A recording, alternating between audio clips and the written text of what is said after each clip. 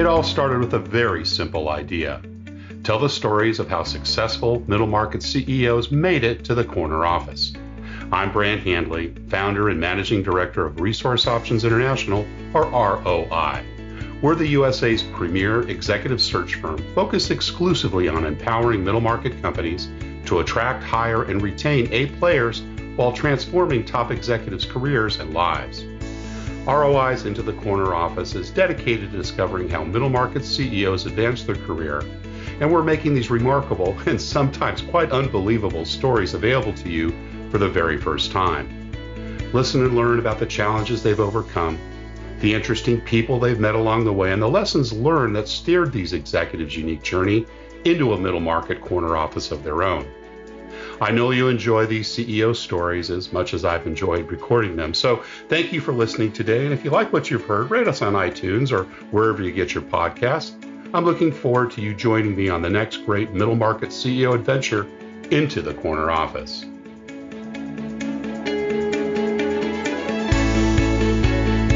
My guest today is Larry Griffith, CEO of Corporate Chaplains of America. Larry loves God, people, and business, and has walked with Christ since his childhood and brings more than 3 decades of leadership experience at a Fortune 250 firm, in the nonprofit sphere, and as a naval officer. At the pinnacle of his business career with Alltel, he led more than 1,000 employees with annual P&L responsibility exceeding $1.5 billion. He considers his role at CCA as the magnum opus of his life and is energized by their quest to see 6,000 people a year come to Christ through their chaplains, building caring relationships in the workplace. Larry Griffith, welcome into the corner office. Well, Brant, thank you so much. It's a joy to be here. Well, it's great to have you here. And as we record this, we're about 11, 12 weeks into sheltering in place, as so many of Americans are, and those that are, I'm sure, listening to the podcast now. How are you doing? How's your family? And how has this time been for you? Well, my family is doing great, and I hope likewise yours is as well. Yeah, it's been interesting times. We were chatting a little bit about it, not having a haircut for a long period of time, cooking your own food. I haven't been to a restaurant in weeks, but, I think we'll always look back at this and hopefully always find the silver lining, won't we? Absolutely. And I think from an organizational perspective, I have been just so proud of the team. I think in times like this, you learn what people are made of. And I believe that's true. Across the organization, people are probably working harder than they ever have and we're talking, I'm sure, more about fit and how folks fit into culture. But it's just been a beautiful thing to sit back and watch people doing their work with excellence. That's excellent. And I'm looking forward to hearing more about the Corporate Chaplains of America. We know that you're CEO there today, but let's start a little bit about your early years. Tell us a little bit about where you grew up and what your early family life was like, Larry. Well, Brant, I was born in Western Pennsylvania in the greater Pittsburgh area, really at the very beginnings of the Rust Belt era. Oh, wow. Yeah. And I tell you, amidst that kind of economic decline, I was so blessed and loved. I just had so many gifts. I think I grew up in a home with incredible faith, with an amazing work ethic, and where in the midst of all that, was really taught just to enjoy life. What did mom and dad do? So my mother was a stay-at-home mom and worked very hard. And my father, most of my childhood, actually was a truck driver. He came home every evening, and then he moved from that into being a mechanic. And was just a very diligent, hard worker. Blue collar, middle income upbringing. It sounds like. Brothers and sisters. How many siblings? I have one brother, 6 years older, so I'm the baby of the family. All right, cool. What about influencers in your life? And maybe let's start with mom and dad. Some of the early lessons you've learned, it sounded like hard work was probably one of them. Mom obviously loved you a lot, have that ability to live at home. What were some of the other things you remember from those early years about mom and dad? Yeah, just thinking about my past and influencers, I think that my mom and dad stand out considerably compared to everyone else. My mother, just an extremely positive person. To this day, she's actually going to turn 90 years of age. Oh my gosh! This year. Congratulations! That's awesome. She has been my resident cheerleader. I think the love language, words of affirmation. She always believed in me. from a young age. And actually, she's lived under our roof for the past 11 years Oh, she has. Oh, after my dad nice. passed away. So we have a Yeah. resident uh, positive word of affirmation, kind of a prayer warrior. My father, Yeah. I think with him, just an incredible hard worker, very dependable, Hmm. very solid, and really learned a lot. I think a lot about excellence, about doing things right. What were some of those examples? Do you remember the examples of excellence? Things that you either observed or things that he said? Absolutely, I think it could be, in faith. My father felt led to start a bus ministry at our church, and he went out. Oh. I remember going out buying with him as he was acquiring two old used school buses, and the way that he fixed them up and painted them, and they just looked incredible. And then trained other men to be able to drive the buses. So I think just seeing that, as well as Wow. he actually built two boats. The second boat was a cabin cruiser that we could actually sleep on. He built them from Oh, scratch. So he could just do amazing things. And whether it was yeah. for ministry, whether it was for pleasure, things were just done really well. That's great. Were you a good student in school? I was a good elementary school student, but I think I Yeah. really blossomed once I got into seventh grade and beyond. Right. Any other activities involved in sports, music, theater, debate? Well, growing up, I grew up in one home for 19 years, and that's Wow. important, Brant, when we talk Yeah. about the later part of my story. But we had Mm, several acres, lots of woods. So I grew up playing in the nice. woods, playing in fields, a lot of neighborhood football games, baseball games. So that was a lot of the childhood. Kind of a rural community then, was it? More It rural was, than urban? it Yeah. was, Yeah. the address was RD3. All right. All right. I love it. I love it.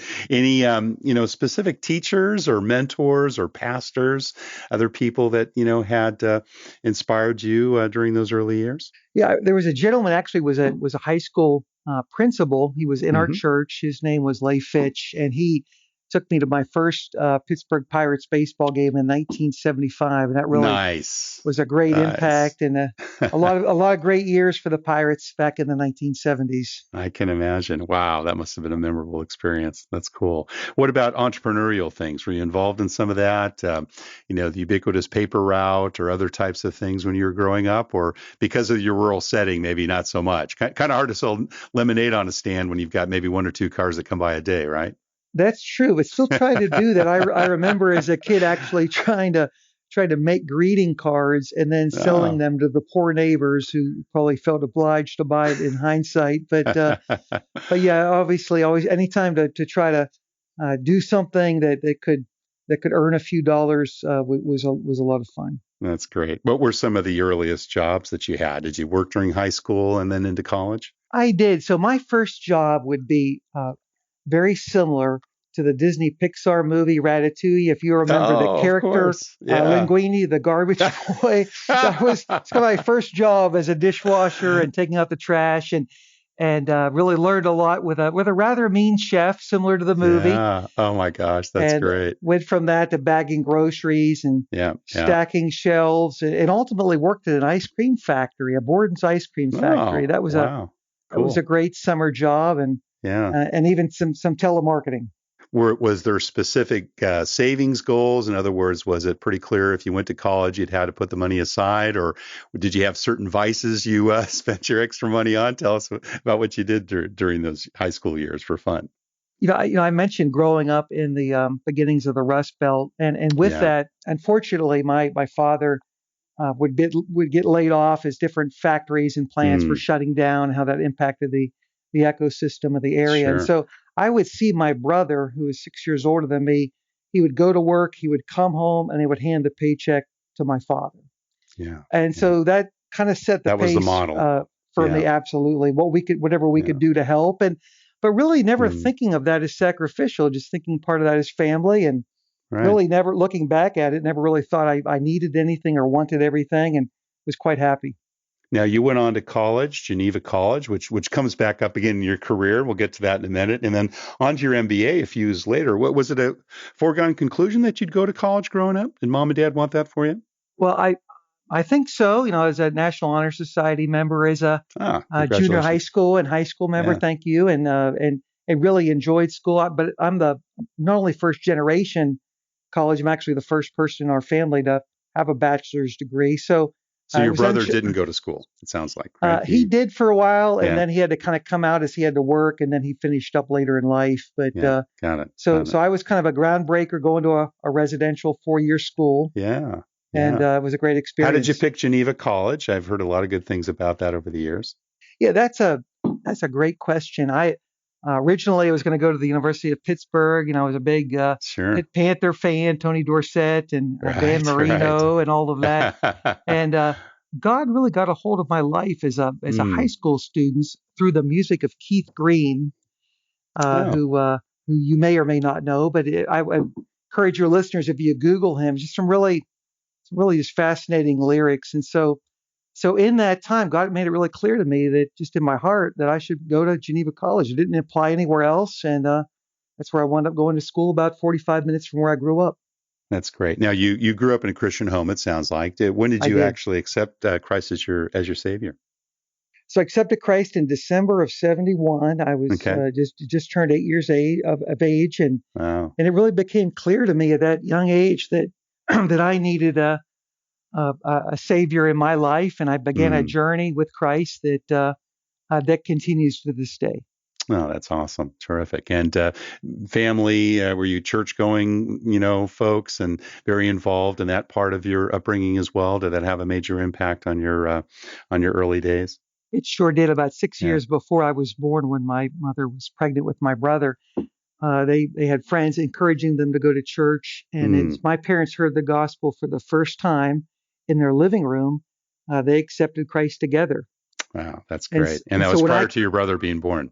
Absolutely. So when I came along, we were Sunday morning, Sunday night, Wednesday night. The trajectory of our family had completely changed. Is well established. Great. Now, is Geneva? Is that in Virginia? I'm trying to think of the location. So was that in the same state, or did you go out of state? So it's in states in Beaver Falls, Pennsylvania. It's a Christian 4-year liberal arts college, and really enjoyed my time there. Yeah, awesome. And you had to study business. Tell us a little bit about how you selected the major and what made you decide to kind of go down that path. What's interesting, actually, my undergraduate degree was in communications with a double minor in history and political science. So I picked the minors up just from classes I enjoyed taking. And really, I was thinking at the time I probably wanted to go into journalism or maybe even broadcasting. In fact, one of the jobs I had in college was the Pirate Minute. So I got to go to Three River Stadium, interview members of the Pittsburgh Pirates and other teams, people like Pete Rose and Nolan Ryan and Ozzie Smith, and sit in the press box. And those were some great years. But that was what I originally had thought I would do with my life, and God had some other plans in mind. It's amazing how that plays out. Well, I know you spent 6 years in the Navy. Thank you for your service. Was that before Geneva College or after? Where did that kind of fit in your educational development? It was after. And so during my time at Geneva, my last 2 years, actually was able to serve as junior and senior class president. And while I did that, I discovered I really enjoyed leadership.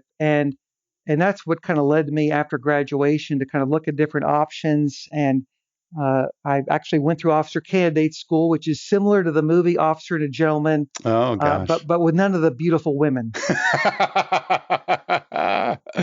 And were you NROTC or? I was not. Which I would highly advise as a way to avoid college debt. But but I went through OCS for 4 months, and then went to Navy Supply Corps School in Athens, Georgia for 6 months, and received my commission and served 4 years on ships and 2 years shore duty. So that was really your first job out of college. It was. And I tell you, the leadership training that I received as a young junior officer, just, can you imagine, Brant, as a 23-year-old, I'm responsible for 24 people. I could write a U.S. Treasury check in 1986 for $100 million. Oh my gosh. And I would go to the bank with a couple of Marines with M16s, and I would pick up $6 million in cash and a couple briefcases and go back to the ship. Can you imagine that? Oh my gosh, that's wild. So you were literally in charge of treasury on the ship? Was that the job, or what was your role? It was my first job was a dispersing officer on an aircraft carrier, which is a floating city. And so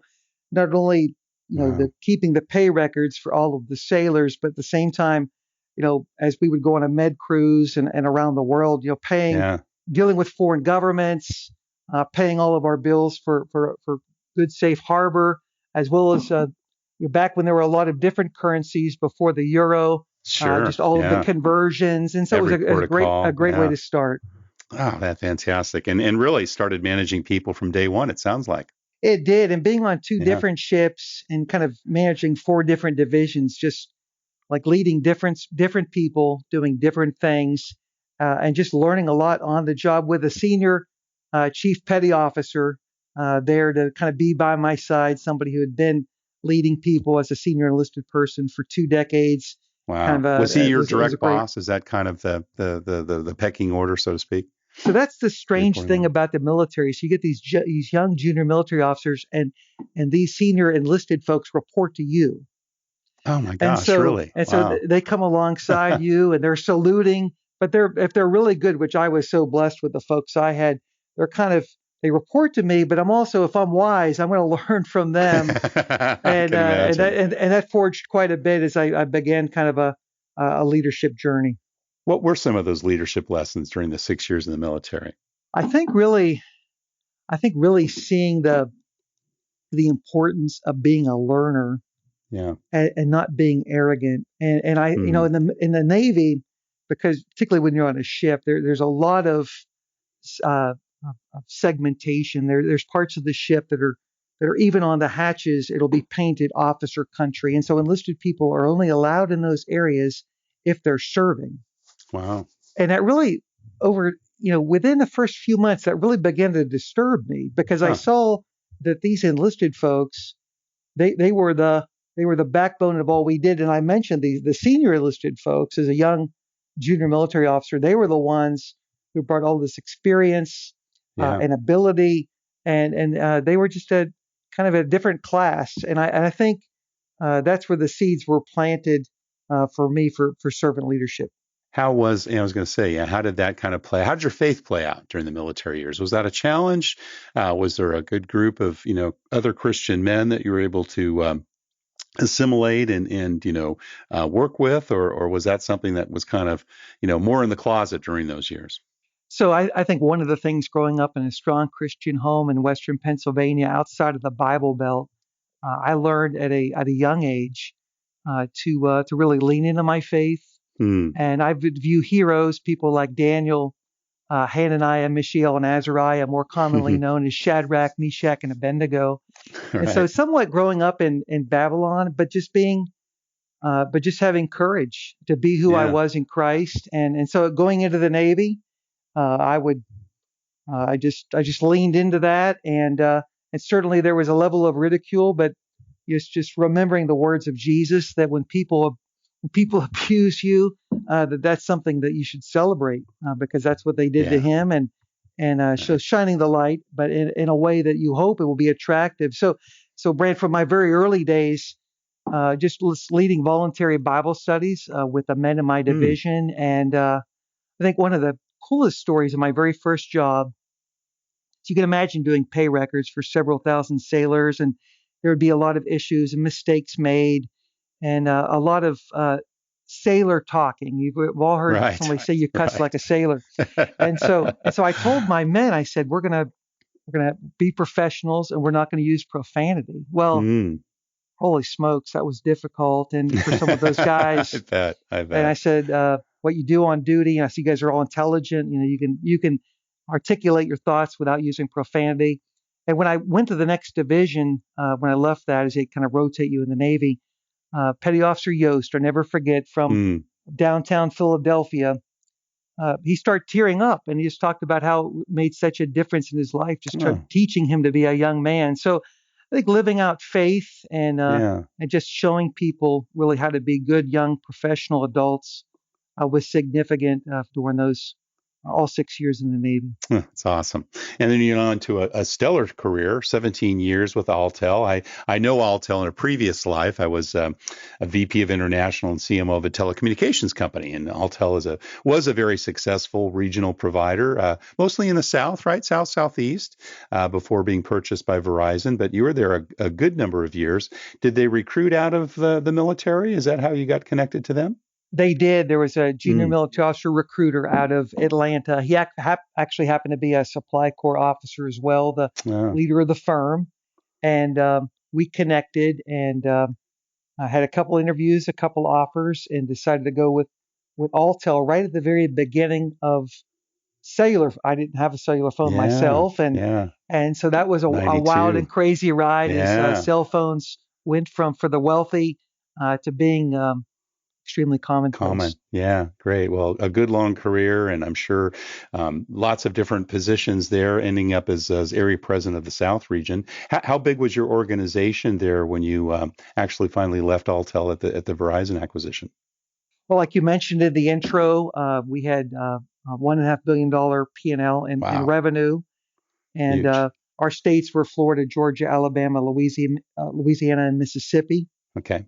Yeah. And it was just an incredible ride. If you remember, I was born and raised in one home for the first 19 years of my life. Yeah. And then in 17 years with Alltel, we moved 9 times. Oh, my goodness.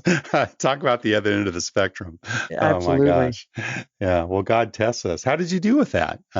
You were married by that time, I presume. That's right. As I was leaving sea duty to go to shore duty, I got married. Kim and I, and actually 30 years ago last month. And these moves, a lot of them were without children, which was much easier. And then some were with children, and the younger, the easier that was. But it was incredible. I think, starting out doing finance and then moving to do sales management, moving again to do marketing, moving up the ranks, and actually having the opportunity to be the VP of marketing when we put our name on the Jacksonville Jaguars stadium there, and which was really a cool experience. And then moving again for general management, owning the P&L, moving to corporate from staff to line positions, and ultimately landing in the Southeast with the area president role. I think all of those jobs built on each other, and I think the movement, you got to see different people, and again, continuing to be a lifelong learner and trying to take the best from the good people that you have the chance to work for and around. We've all had mentors in our life and in our work. I worked for 2 great companies, Procter & Gamble and Disney, but I've also had a few tormentors along the way. And I'm sure you've had opportunities as well to learn from others, perhaps by their mistakes or by their behavior, without mentioning any names. Do you remember back, particularly during the Alltel days, when you might have seen something, wow, yeah, I think I'll do things a little bit differently than that? And if so, what was that? And how did you kind of maybe pivot your management style based on the observance of others? Yeah, I think with leadership, I think there's 2 paths that people lead. And I think one is building authority with people or influence, and the other is exercising power over them. Yeah. And I think I saw a few people, not many, I think also had an incredible culture that they were going to exercise their power in an autocratic way. And that could include whether it be public humiliation. I think the more consistent theme might be, I'm going to build myself up perhaps by putting others down. Yeah. But again, I was just so fortunate. I'd say a vast majority of the leaders were not that way. In fact, they saw the importance to build others up and to grow the organization that way. That's awesome. Yeah, that's good to hear. So was your MBA then achieved during your Alltel years, or was that following that? Tell us where you went back. It was actually West Virginia, right, to John Chambers College. Tell me a little bit about when that happened. I did actually started the MBA when I was with Alltel through Georgia Southern University. And then with all of these moves and all of these changes, I had to put that on hold. And then I was able to finish the MBA. Actually, when I went to Geneva College, one of the questions they asked is, would I be willing to get a graduate degree? And I said, I certainly would. So I finished that up at WVU. So that was a real interesting pivot, right? Because you went back to Geneva College, the place where you got your bachelor's, and you became their chief operating officer. Not particularly a predictable path with regards to, a senior and very successful telecom executive. Tell us a little bit about the thought process that went into you joining a nonprofit and into the education sector. Well, we were really blessed at Alltel with all of those moves and upward mobility. And we actually went private in the largest private equity deal still Oh, in American history in telecom. And and then, unfortunately, the subprime mortgage crisis hit, and that's our right. Yeah. partners, TPG and Goldman Sachs, had to. They were looking for liquidity. Verizon came along after they held the asset just for a matter of months, acquired it, and so I was in the top few dozen folks as a technical corporate officer, not a top six, Right. and so going private and then having that event were kind of two great events for us. And really opened up opportunities for us to really think about what we wanted to Yeah. do next. And I bleed black and gold, Brant. I'm a huge Steelers, Penguins, Pirates fan, and so there was an opportunity to go home. And I love Geneva. I love my education there. Yeah. And I'd become a donor over the years, and the president Okay. You stayed asked close. me. I did. I stayed Yeah. close, Yeah. Yeah. and so I went back, and it was very different, but it was a great opportunity to really learn the nonprofit world, which God had Yeah. my present role in mind. At the time, I did not know that, but it was a great opportunity. That's awesome. And so how was that pivot into the nonprofit world? Did you find that you had to modify your leadership, approach? Were there major changes that you made? Kind of tell us a little bit about that transition. Well, I found that servant leadership, which is really what I ascribe to, Hmm. uh, I think it fits every category, every organization, Right. and so I really took all the things that I had learned through my time at Alltel and just applied them at Geneva. Yeah, yeah, fantastic. And you were there a good 8 years, so you did two more terms as a bachelor's undergrad, right? You did your first in That's four right. years, and then two additional 8 years. What led you to finally shift to your current responsibility as CEO of Corporate Chaplains? And yeah, tell us a little bit about that journey. I actually received a call from a recruiter Okay, about an opportunity, and it really sounded intriguing. Why? And again, Geneva is such an incredible organization. It's been around since 1848, and with a great mission. Uh, hmm. but but but just seeing there was an opportunity to kind of get back into business. The world of the academy is a bit different, and Right, right, I love change and I love adaptation, and the opportunity to kind of get back into a business, a more pure business role, but not yeah. leave ministry behind. And so if you picture a Venn diagram, that overlap between business and ministry, corporate chaplains just seem to be a perfect fit in that regard. Tell us a little bit about corporate chaplains, those of us that perhaps are not familiar with what corporate chaplains do today.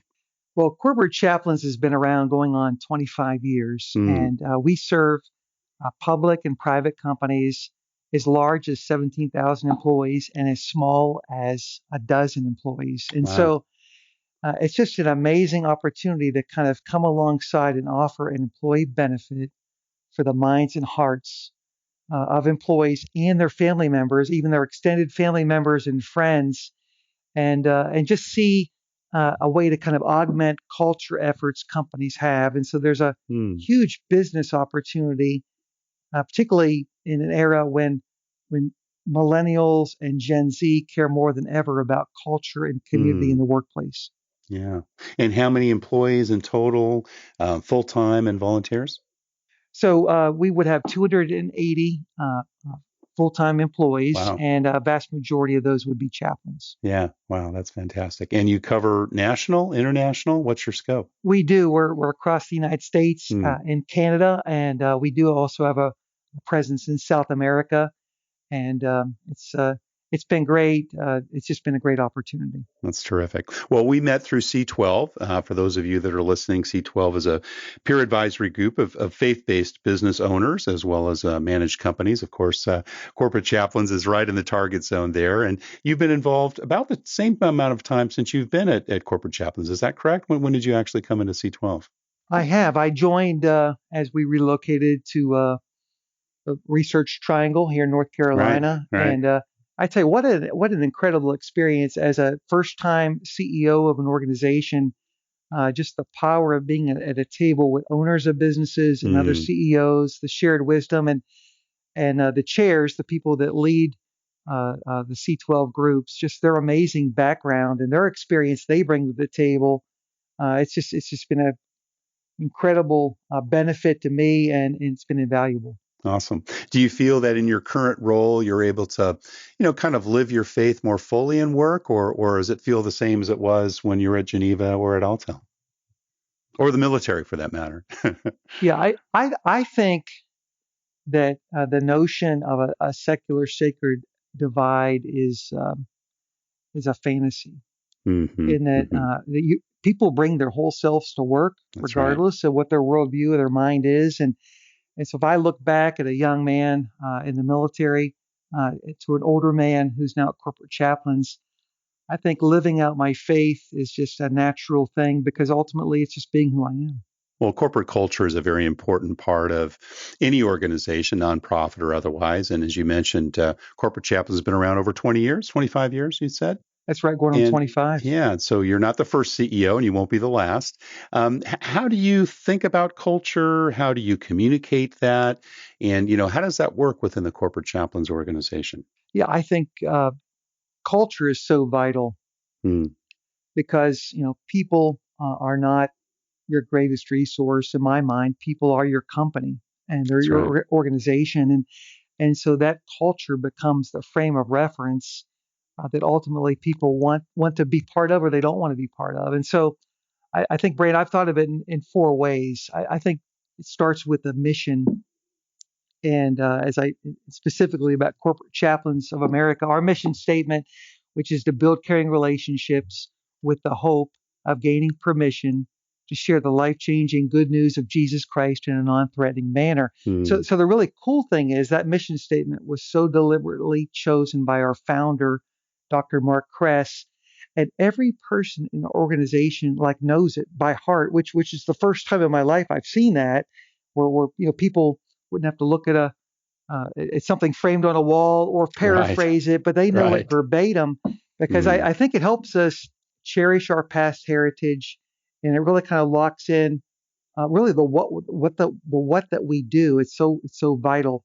So I think culture starts with mission, which then goes to vision, which is where are we going, and that's really a key role that I play with our board to frame up the vision, and then I think with that comes strategy, which is how are we going to go from where we've been, where we are, to where we're headed, and we have a strategic plan. We use the 2-page strategic plan that so many folks in C12 love to use, and that's so powerful. And then ultimately, so we know.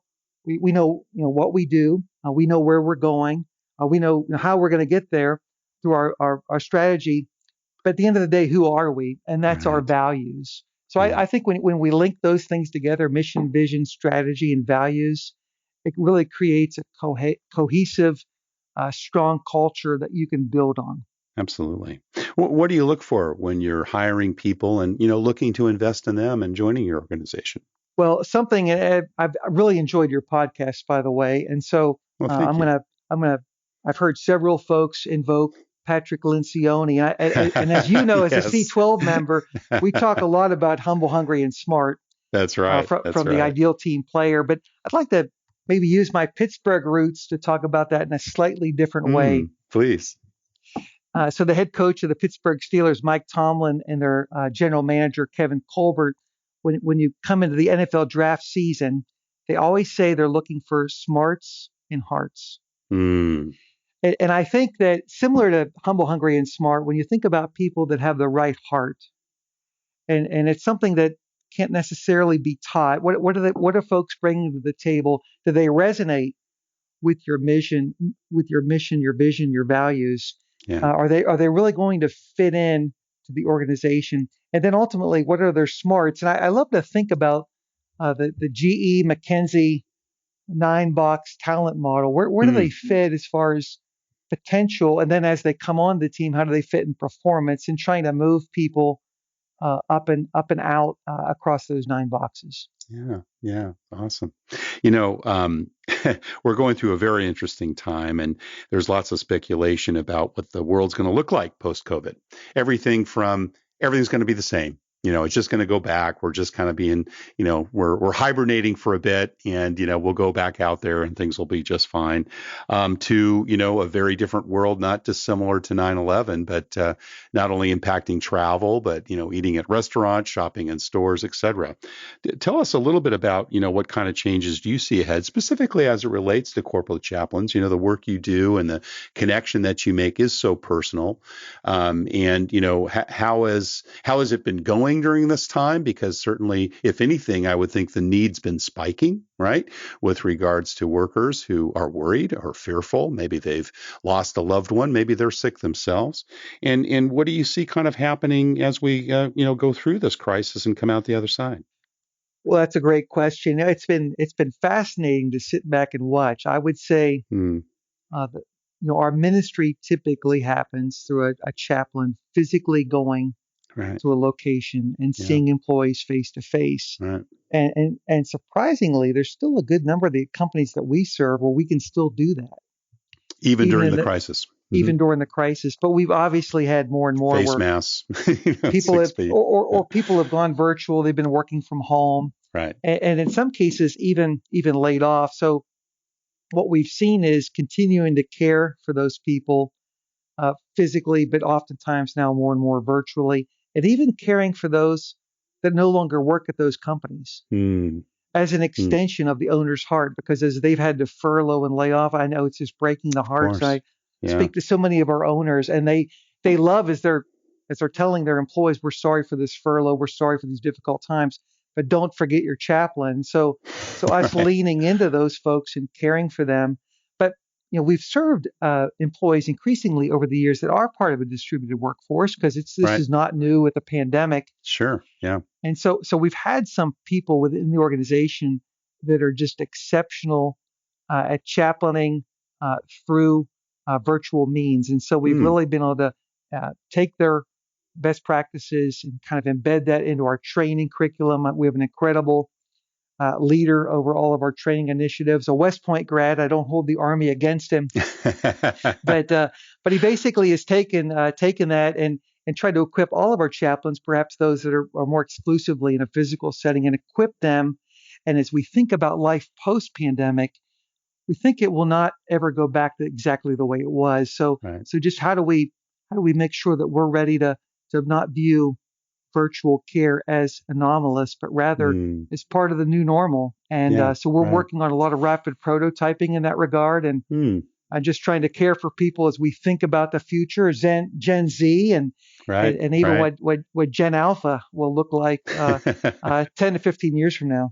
Well, Larry, thank you so much. We're just about out of time, but we always ask one final question, as you know, from listening to the podcast. And, that's kind of what career and life advice you'd give to someone, particularly someone who maybe have a similar interest to yours, has worked maybe half his life or her life in the in the private sector.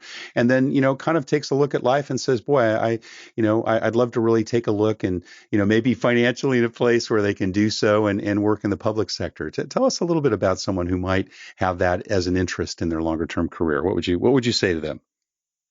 Well, I have taken quite a bit of inspiration from a 1980s Academy Award winning film, Chariots of Fire. Oh, yes. And in that movie, there's these two Olympic heroes on two different paths, and one of them is Eric Liddell, and his sister is trying to convince him to go to China to join the family in their mission work. And he says to her, God made me fast, and when I run, I feel his pleasure.